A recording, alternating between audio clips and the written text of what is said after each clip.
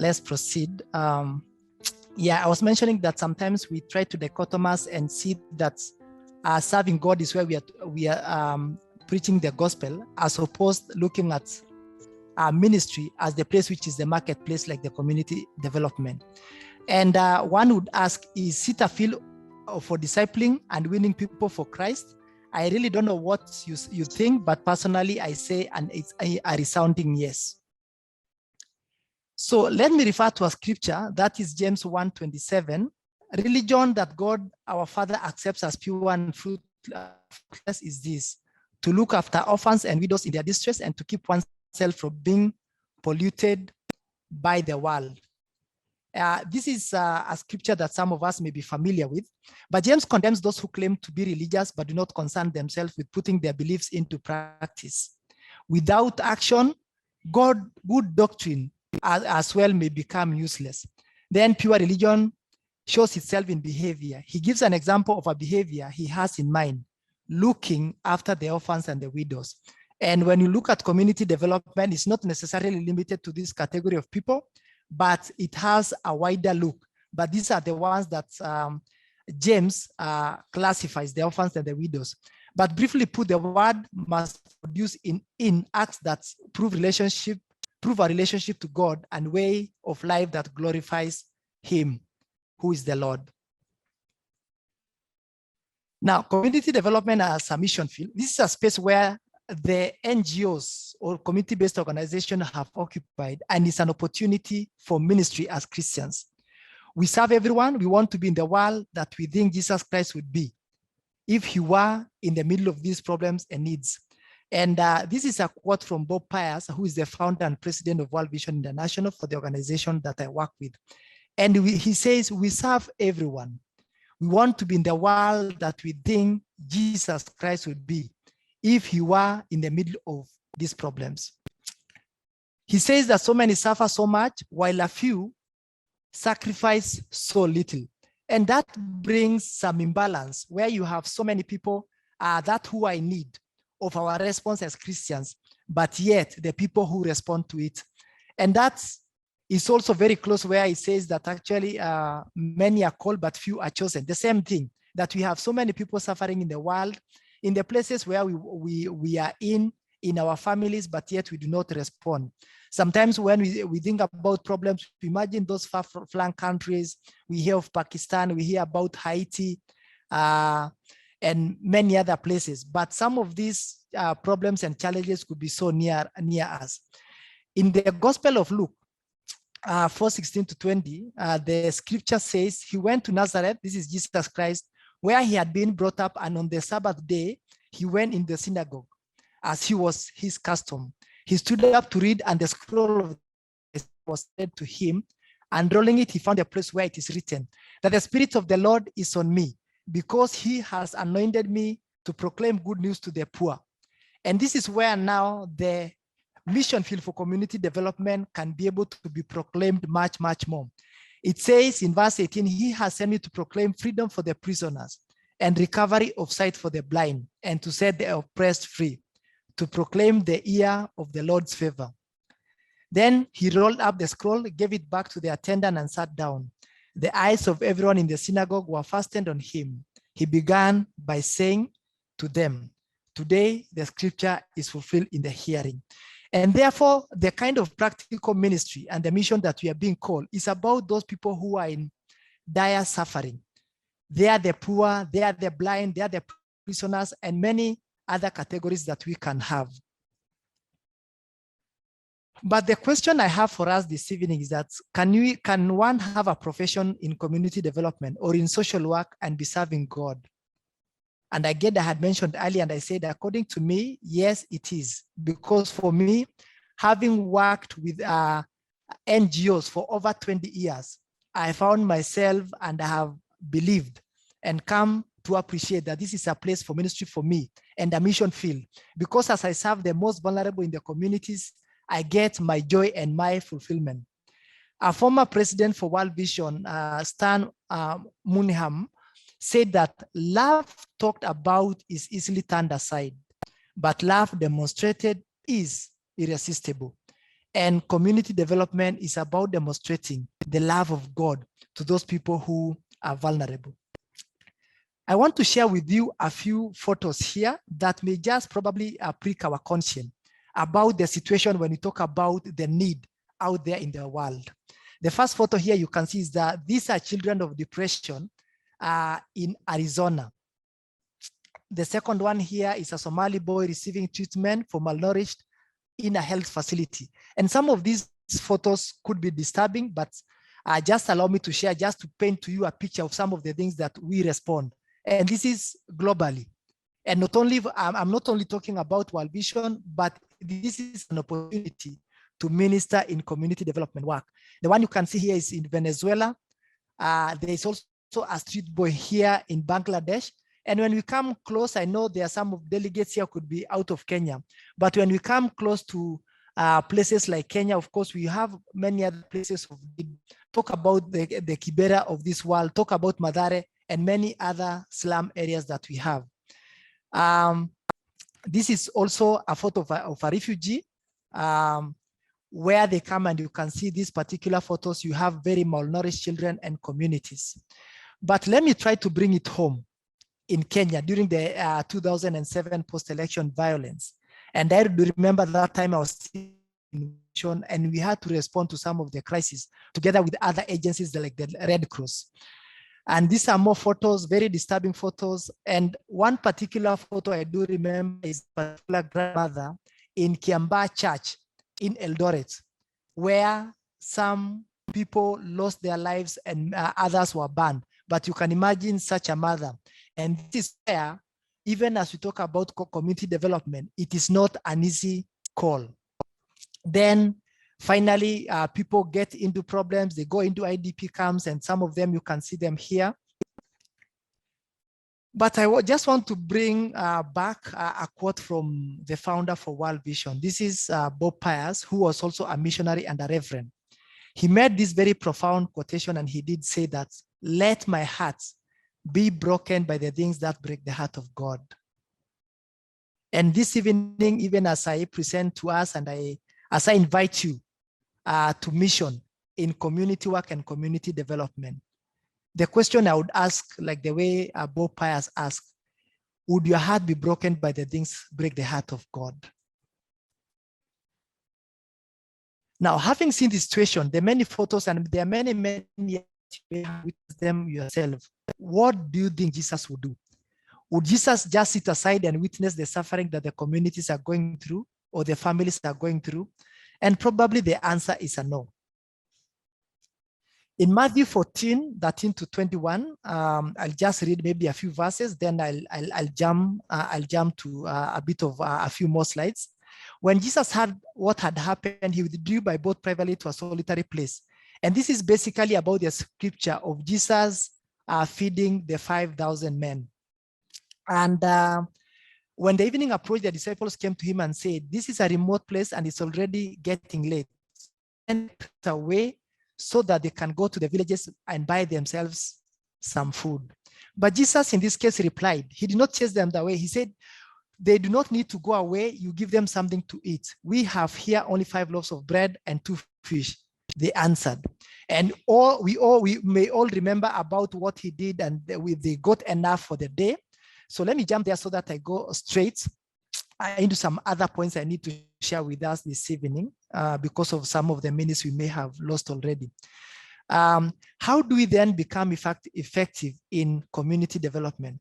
As a Christian, this is not just any work, but a vocation that you need to respond in compassion to God's people. Yes, it is true. Sometimes when you work in this with the NGOs, there's a lot of myths as well that this is where money is made and all that. But having worked for the length of time that I've worked, I've come to realize it's more than that. And as I'll be sharing with you a few points, you'll realize the sacrifices that sometimes you have to make if you heed a call to work in this arena of community development. How you serve God's people makes a difference. This reminds me, I worked some time back with another Christian organization called Child Fund. And we were many candidates who had attended that interview.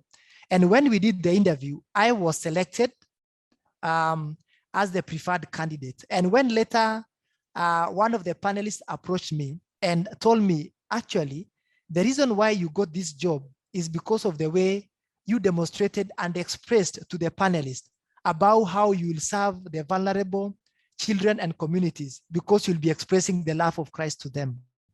But then I was not that bright, not that I was that clever to have known that that is what would have earned me a job. But that made me people realize there's something that touches people, the way you do and make a difference. Something that I did not mention earlier is that as I work in community development, as I work in World Vision, I was formerly a sponsored child. I came from a very humble background and my parents could not educate me. But I got a kind sponsor from Australia who paid my school fees through secondary school and a bit through university. And for me to be what I am doing and still serving the communities and being a senior leader in World Vision, I just know this is a product of what you can do in community development. So if you've never seen that what community development can do, what maybe sponsorship can do, then I am an example that I was given an opportunity. And right now, in the spaces where I am, I'm making a difference. And as you, if you have to work in community development, for you to be effective, then you need to make a conscious decision since it has implications. Whether you plan it to be one of the professions or take up one of the blue collar vacations, you can make your life's work into service for the impoverished masses who go by the biblical title, the least of this. And this is a choice that you make, because you could have been trained as an accountant.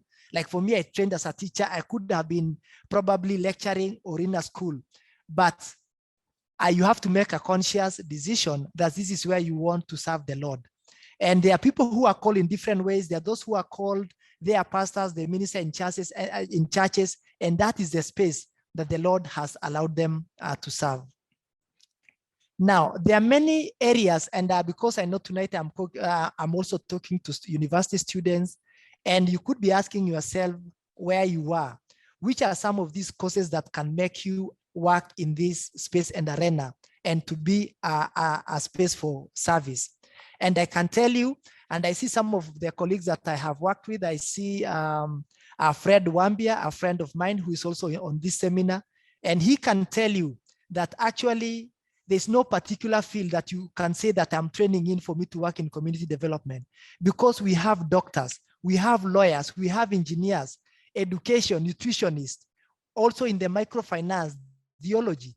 Literally, it's almost in every field that you can train in and be able to serve God in this space and in this arena.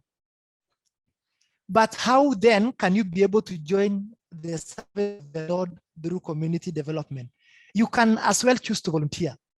You can also join the organization with graduate internship programs. World Vision is one of them, and I know there are many other organizations that have graduate internship programs in NGOs.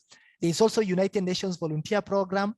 There are many people who have joined this space by joining the United Nations Volunteer Program. There are also networks that you can be able to use through the people and all that to be able to join the ministry in community development. Then also, of course, you can do purposeful applications to some of those places. Then seek opportunities for ministry where the poor are, and there are definitely some trigger points that sometimes you can feel, and you can be compelled by the love of Jesus Christ and feel this is the place where I want to be of service as I serve the people. And it doesn't have to be an organization. It can be an empowerment by sponsoring children for education. You can also get a family where you're having some old people, not people taking care of them, and decide just to pay some token, the 600 shillings we pay for them for the NHIF plan. And that is also a place for ministry. There are so many opportunities. We cannot just afford as Christians to sit down and really say, we have no opportunities. These opportunities are always beckoning, they're always glaring at us, calling us for service for Christ. But are there challenges? It is not all glossy, and this is what I want to share with us, even as you consider mission in community development. You may have heard about NGO workers who have been victims of terrorism and kidnapped. Right now, we have our staff of World Vision International, who was arrested allegedly that he was a terrorist. And today, he has never been released. And yet those were false allegations. And we have had staff working in NGOs who have lost their lives because of kidnaps in places like Somalia. There are also illicit. Remember, the community development workers work in hard-to-reach areas. They live without their families. And what happens if you're not a strong Christian or you do not have accountability mechanism, you may find yourself compromising your faith because of involvement in illicit relationships. We work in very hard terrains, and therefore sometimes you can be prone to accidents due to bad roads, conflict. You can be between communities, and that can be very dangerous. But also sometimes you have your own personal conflict, some things you're battling as a person. And because of the issues that you see there in the communities, it can sometimes becomes very difficult. Distance from the loved one, I mentioned about it, that can make some people to engage in illicit relationships. Then marriage and children, where you live away from your children. When you go home, and you may have heard these stories where the children call their parents either an auntie or an uncle because they have lived very, very far from them. So that is also some other issue that may come in. Then there's a new emerging issue, safeguarding issues, where you will find that the workers who work demand sometimes sex for service. They want to demand things from the community for them to give them service, as well as abuse of children in the communities where they work. And you can imagine, for example, the refugees that come from places like Burundi, DRC, Congo. They are vulnerable people, they are desperate. Sometimes they are sleeping hungry, but yet some people go to the extent, which is very immoral and unchristian, for you to demand things from them, for them to get the services that they need. So these are some of the challenges. Let me go to the next one, and there are many. Due to increase in technology, parenting seems to be more challenging. On the other hand, communication with families seems to be much easier. So this is something that gives some leverage. But then there's also a lot that in those spaces where there's a lot of emphasis on women empowerment has been enhanced, and people are asking, where is the boy child? Then, and these are some of the, and I would also say, is there a possibility that the careers of spouses can be harmonized? Is this a possibility? If it was, then that would be a good idea. Then higher paying jobs in the social work or the community development arena, industries seem to be in far-flung areas or countries. And these are some of the considerations that you need to ask yourself if you want to consider to serve God in this space. Then sometimes there are also the issues of, because of a lot of money that is in the space in community development, there are sometimes issues of corruption coming, and this is where you need to be counted. You know, I love the organization that sometimes I've been able to associate with. It's called Hesabika, and it's a bit affiliated with Focus because it began in Focus, and it's really encouraging us to be counted when it comes to the issues of compromised in terms of contracts, employment, and all that. Then there's a lot of fatigue, and this fatigue is because of the absence from home. Sometimes it's because of the issues you're able to see within the communities, and the work can be able to bring a lot of fatigue. But then how do we overcome these challenges? Right from the start, make a conscious decision on the path you want to serve God. It's very important. Also emphasize something that we call the do no harm or the local capacities for peace, because you may want to serve a community, but serving communities, you bring issues that separate communities by probably having issues of favoritism, but we do try to emphasize that you need to do things that are able to bring communities together as opposed to things that divide them. Then you also need to help the communities to prepare for disasters, because if you don't prepare these communities so that they become resilient, sometimes as an a community development worker, you become a person who perpetuates that poverty as opposed to lessening the pain that people go through. Again, do not become a god to the community. Remember, before you set foot to that community, there was a god. But sometimes people go to the communities and you want to appear like you have come to save that community. Just know that if you have chosen that path, you are only a vessel that God is using you to minister to the communities, and you are not the savior for that community. Sometimes you can go there with an air of pride that you are bringing the services to the people, but you don't play God to the communities. Use of technology, but don't replace the family with technology, because this is sometimes of course, the technology has come to help, but that is not an opportunity for you not to be taking a break from the work and reconnect with your family because you are far away. You can be there saving the community, saving the vulnerable people, but then you also make your own family to be vulnerable. Again, it's important for you to have accountability partners so that in case you go into those compromising situations, there are people who are able to uphold you in prayer. Because remember, you are not just doing this work just as work, but you are taking it as a space and opportunity for you to do ministry. Again, it's important for you to be sensitive to the cultures of the communities that you are serving. Remember, there are some communities that may not be very comfortable with probably women speaking to them, or even some of the gestures that you do. Then important to be trained on some of the sensitive issues like safeguarding. It's important to have a fellowship with brethren. I like the fact that sometimes there's a place you can go and you have people you fellowship together.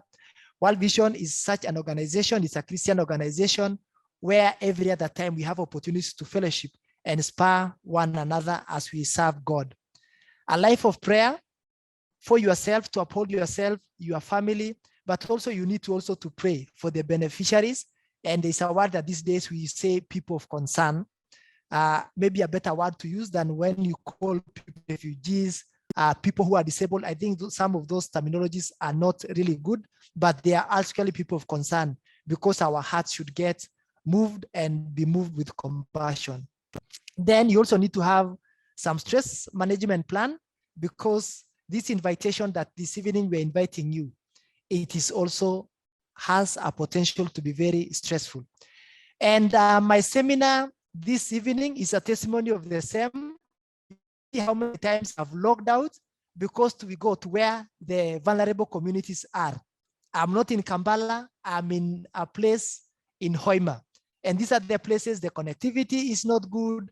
But again, this is where we have been called to go and serve. Then physical exercise, well, it looks like very obvious, but you always need to keep yourself fit because it also keep your mental situation fit. But some of the survival tactics, and I have found them very useful as you work in these places as a Christian, right from the beginning, you need to declare your Christian stand. Otherwise, if you don't declare, you'll be a candidate to be invited for you to wind away the night with the drinking and all that, because that is a way that also people try to unwind. Yeah, then as work, because there is probably money in that industry, you get money from donors, USAID, people, contractors, they will give money and tell you, I'm just appreciating you. But in the real sense, they are actually compromising you by bribing you. Then there's a price to pay. Corruption fights back. When you stand out, when you stand against some of those things, when you want to hesabika, I can assure you corruption will fight back because you'll be standing in the way of people who want to make money through donor money. Then you need to do the service to the people as unto God, and not probably to win accolades. Yes, it's okay to win accolades from the donor. It's good to win accolades from colleagues, but remember, this is a service. You are in a mission field, and therefore this is a service to God. Well, in conclusion, I just want to refer to Galatians 6:9, that let us not grow weary in doing good, for in due season, we are going to be rewarded. Let your heart as well be broken by the things that would break the heart of God. Because I am sure if it was the Lord or if it was Jesus seeing the plight of the people who are undergoing through suffering, disease, outbreaks, fire, the drought, like now in Kenya, we have a drought going on. What is your call? Do you just stay there and witness and tell people be warm? Your heart definitely will need to be moved. And when your heart is moved, then you'll be moved with compassion and respond to the issues affecting the people. But again, I did say there's a price to pay. And as a Christian, be ready to pay, but only for Christ's sake. Sometimes we can claim that we are suffering, but it is self-invited suffering. But again, if you must suffer, let it be for Christ's sake and for a worthy cause. We do give, but we don't give because we have a lot. The little you can have, you can still be able to do something. Don't give out of abundance or leftovers, but you need to give sacrificially. While working for World Vision, I've been privileged to travel a bit to meet some of our donors. And I went to South Korea one time, and they were supporting us to do some schools in some coastal part of Kenya. And I was surprised when I was taken to the donors, expecting to find very rich people. I actually found that there were students, people in a school who was keeping some of their meals to give to the work of the vulnerable people in developing countries like Kenya. And therefore it becomes very unfortunate when you find some money that you are given coming from the donors, given sacrificially, that people can still afford to misuse the money. Maybe the last point, the community development work through challenging, though challenging, is rewarding, and there is a crown awaiting for you for serving the least of this. So Peter, I don't know whether people still heard me, but that's really the end. I want to give it back to you. So God bless you so much, everyone. Thank you. Yeah, thank you so much, Jeremiah, for the session. Lemaron dropped off, but he notified me to take up the meeting. So first is to appreciate you for the wonderful job. Thank you for laboring to actually prepare for this. And for me, I think my take home actually will be that I need to be broken by things that breaks the heart of God. So thank you so much. I saw there were a few questions in the chat, and I think we can keep coming. Sorry, someone was speaking?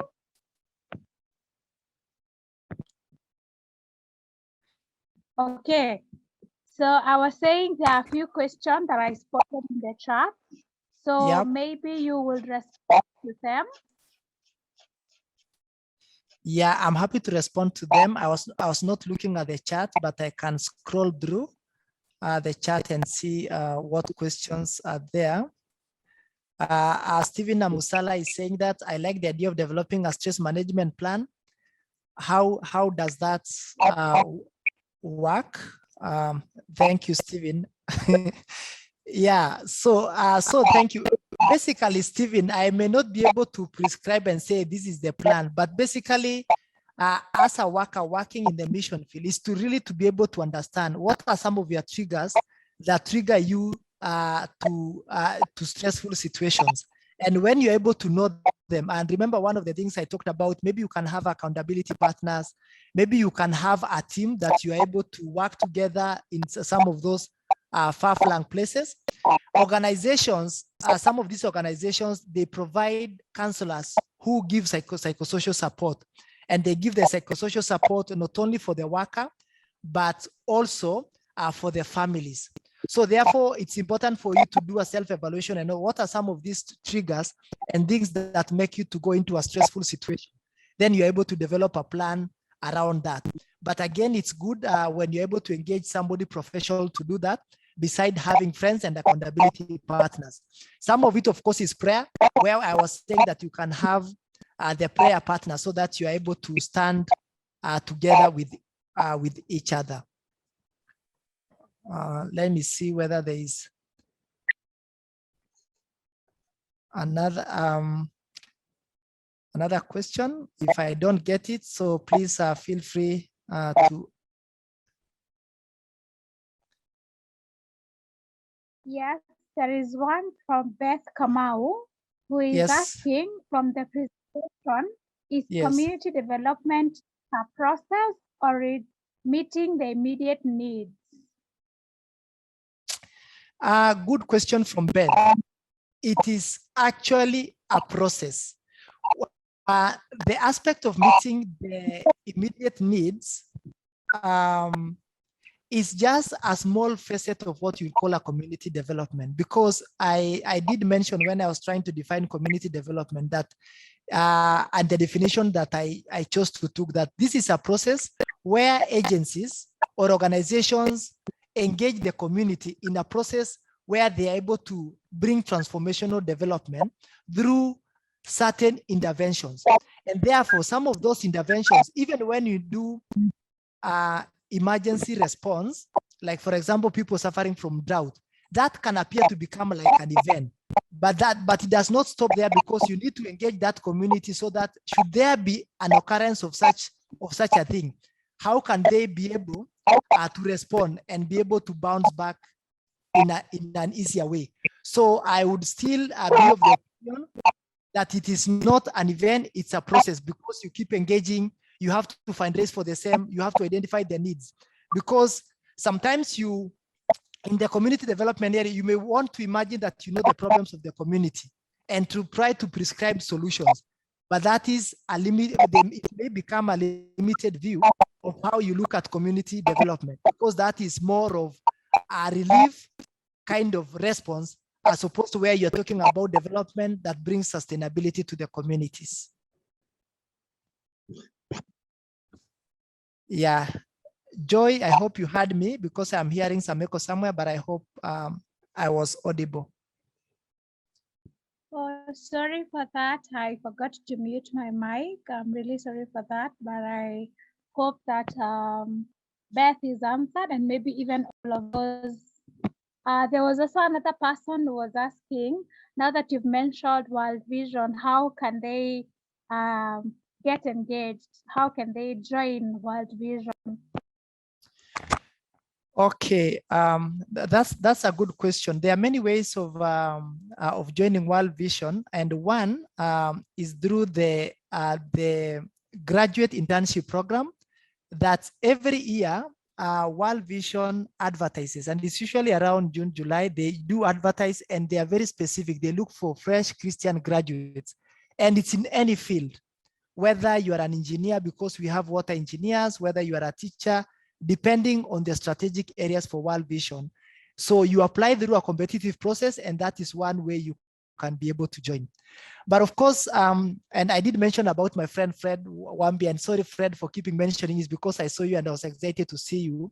And Fred Wambia, who is one of the senior managers with World Vision, who is on this call, I believe he came through World Vision through the internship program, and many others. Of course, the other way, somebody is asking, is it possible to get an attachment? And Peter Mwangu, how can I secure attachment in World Vision?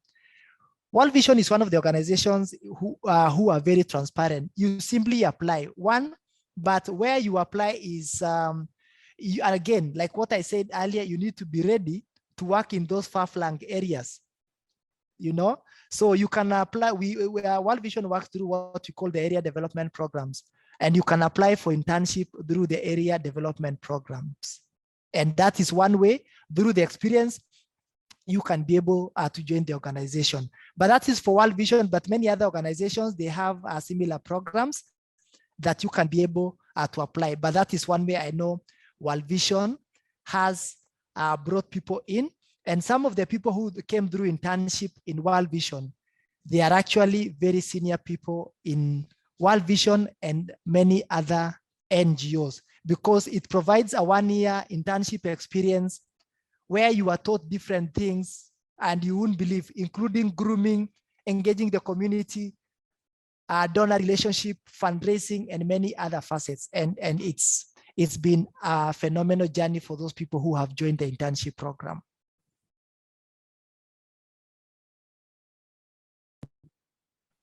All right, I see another question is streaming in as to where exactly can the application be made?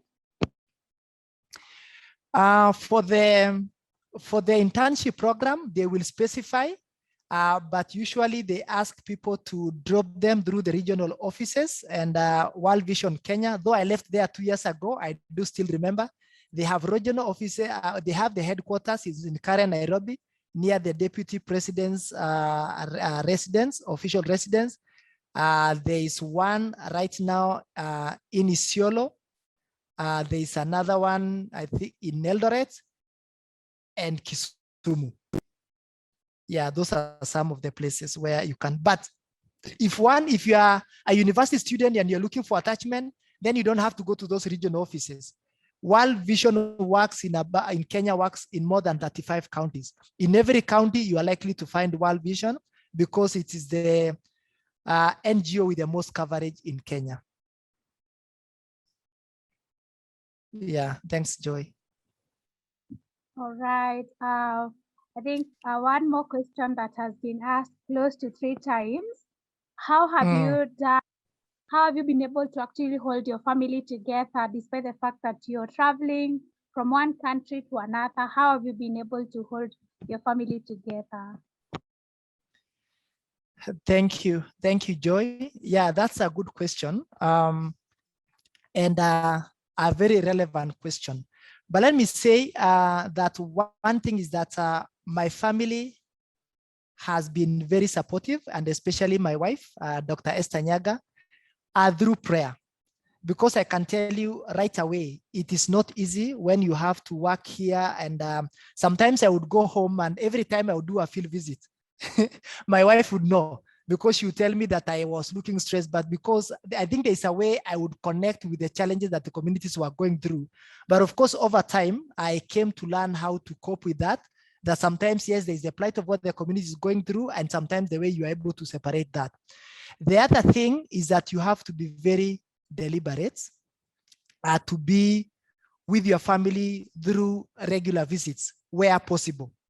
Like, for example, even when I worked in the field, every weekend I would be home, and sometimes it was far. It's only a few weekends where I did not make it home. And that is why, even as you work in community development, you also have to budget, and that budget includes traveling. And those times I've worked now for over 20 years with NGOs. By then, we didn't have Zoom. We didn't have WhatsApp. We didn't have what we are having. And that was a bit challenging. But of course, after some time, I got an opportunity to be back with the family for a number of years. Right now, there are enough opportunities. Very deliberate. You can use Zoom, connect with the family. But I did give a caution that don't overuse technology to replace the place of the family. If your child wants to hug you, or your wife, or anything, I can tell you those things the Zoom cannot do. The other thing is that I've shielded myself with accountability partners, that sometimes when you get yourself into such vulnerable situations, you're able to share with them and you are able to stand. And that's why I said, remember, if you are joining the community development or the NGO work as a mission field, make a conscious decision, because they have sacrifices and there are prices to pay. But I would say that is how I've managed through a supportive family, prayer, a supportive wife. That has been my pillar. And also on my end, being very deliberate to also connect with the family. Because when all is said and done, you can be able to respond to many situations, respond to the issues in the world.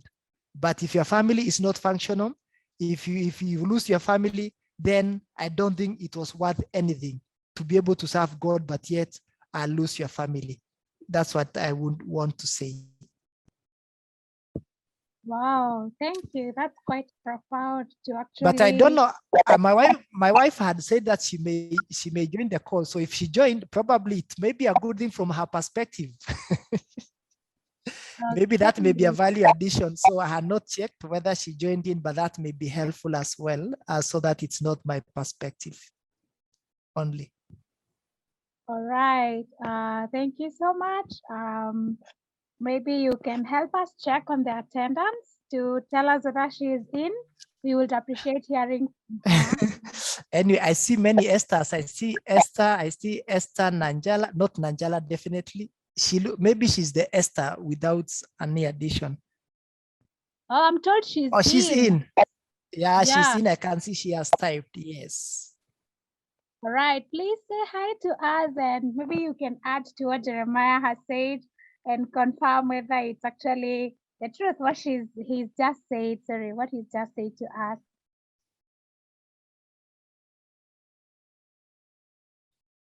Maybe she's not unmuted.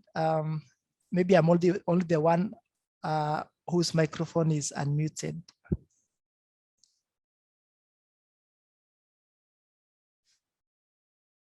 Yeah, she says she can't unmute. Okay, my co-host, please, you can help me unmute her so that she can say a word to us. I'm not able to do it from my end.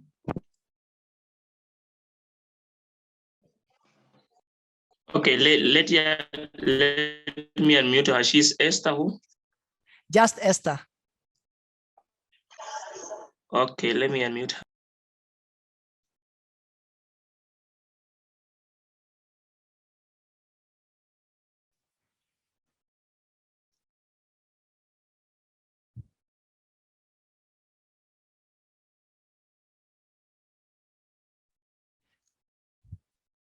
I'm able to unmute myself now. Yes, my dear, we can hear you loud and clear. Yeah, thank you, Jeremiah. It's good to listen behind the scenes and just confirm that what Jeremiah has said is true. And one of the things that from the family front, we support him for is because he's very passionate about what he does, and specifically the transformation that the work he does brings to the lives of people. So it's not just a job, it is, like he said, ministry. And from our point of view, we support him where it calls. Sometimes it can be challenging. Our first 5 years, he was working from Mombasa, I was in Nairobi. And then we had about 8 years or 10 years when he was working in Nairobi, I was in Nairobi. And then now we had again another, I think he's now on his 3rd year out of Nairobi. But we have made it a deliberate effort to have him home as much as possible. So like when he was in Mombasa, like he said, he would come home every weekend, every single weekend for 5 years unless it is not possible, kabisa. And from Kampala, we do budget. So part of what you do is you estimate what difference does a job in another country make. So part of the extras, you budgeted for transport. So before Corona, he would come one weekend, jump another, come the next one. So at least twice in a month. With COVID now, because of the many extra, what do you call that? Corona tests. You have to do a lot of Corona tests, a lot of complications with travel. We also learned during lockdown, he was locked down at home. So we learned during lockdown to have family times together, and we continued that through Zoom. So we have daily family fellowship for 1 hour between 8 and 9 p.m. through Zoom. That way you're able to see each other, read the Bible together, catch up on what the day was like, just like he's home. But of course, when he can, he travels home. Like he just went back to Kampala this Monday. So I would say it is possible, but initially you have to really adjust and learn how your family works and get good support systems, both ways, for him, but also for the family at home. I hope that's helpful. Thank you very much for the opportunity. Wow, very helpful. Glad that you are here and you can speak from the other end. So really, really grateful. And thank you. I didn't prepare you for that, but really you've articulated and maybe helped a few people who are considering doing mission through community development. I have seen someone on the call, Harriet, saying, thanks for that. I was discouraged at the beginning as a student of community development, but now encouraged. Thanks a lot. Thank you. And Fred, very encouraging to hear that report on family work balance, great lessons, and so on and so on. So yeah, so over to you, Joy, just in case you have some other questions. Okay, thank you so much, Jeremiah and Dr. Esther. We really appreciate your feedback and your response. I believe you can see for yourself in the chat how people are excited and grateful that you've given your inputs on that, because I believe family is quite something. And just as you said, we really ought to be ready to pay the price. Also, a reminder that we need to help, you need to help us fill the form that has been sent through our chat box. Kindly find some time and fill it to give us feedback. And also, final question maybe, because as I was going through, it's only that question that I've seen hasn't been answered. Someone is asking, how can they donate to World Vision? Over to you, Jeremiah. No, thank you. That's a good question. Right now, and let me speak about Kenya, because most of you being Kenyans, that's where you're able to donate. World Vision works through what we call the support offices, where we have support offices like US and New Zealand, Australia, where they do connect with the donors right there. But World Vision Kenya right now, they have started what we call the local resource fundraising through what we call Inuka Angaza. And and you can be able to send your gift, one-time gift. You can be able to send, maybe make a monthly commitment and give. The same way that some of the people here, you know, the way you give to Focus by supporting the STEM staff and all that. It's really the same way. So you can do inquiry through World Vision, and you can be able to get different ways that you can be able to give through M-Pesa. Yeah. Faith Morioki, I'm learning in here and getting encouraged to continue with my course development studies. And for those people whom you are not even doing a course related to development studies, I did say that you can be a teacher and do community development, because teachers are required, engineers are required, lawyers are required. You can still be in your course, but you feel the Lord leading you from what you have trained in. You want to serve God and do mission in community development, then you can still be able to do that. Because initially there was the talk about probably you do a course on social work, development studies, but not necessarily. It may be an added advantage, but not necessarily. Yeah, thank you, Evelyn, for helping me answer that I mentioned. Everyone can get involved regardless of their profession. It's a skill-based involvement. Awesome. Or are you asking, is it skill-based involvement? Yeah, it is really about the skill, and depending on what that organization is dealing with. There's an organization that can be dealing with issues of disaster response, reproductive health, nutrition. They are all diverse, and we can all have a space to serve in there. If you're dealing with child rights, that's where the lawyers come in, and so on and so forth.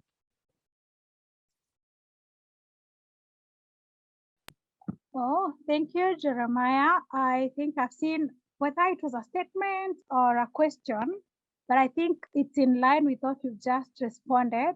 Other ways of serving people of concern apart from donation. I don't know, I think you captured that in your slides, if I'm not wrong, but yeah. If you don't mind, mention it again.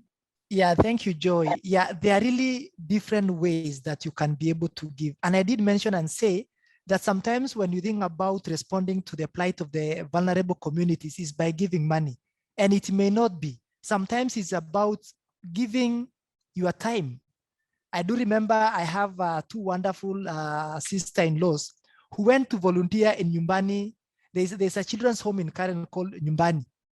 And you just decide, let me just go there and be with those children, and the children in Nyumbani, they are children who are affected by HIV and AIDS, they are orphans, and you can be there. So remember, you are giving your time to do that because you may not have the money. So it's not really sometimes about giving the physical money, it is your time. You could be a counselor, and a lot of children are going through a lot of psychosocial issues. You can be there and give your time, and that is it. I also said that you may not have the time. You could be doing your work maybe in a corporate organization, and that is fine. But remember, we are having the old people in society who are not able to access medication. You have the old, they are going through pressure, the diabetic issues. If you can just give the 6,000 for NHIF, it's in that way that you can be able to say that you're doing community work and giving back to society. So there are many ways that we can get involved in mission to God through community work.